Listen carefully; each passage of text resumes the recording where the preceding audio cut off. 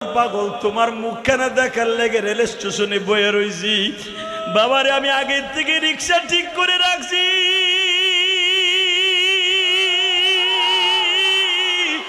Train ফেরার পরে রিক্সা পাওয়া যায় না বিদায় আগের থেকেই তোমার জন্য 160 টাকা দিয়ে রিক্সা রেল স্টেশনে দাঁড়াইয়া ডাইনে তাকাই বামে তাকাই, বাবারে খুঁজি কোথাও পাই না গো।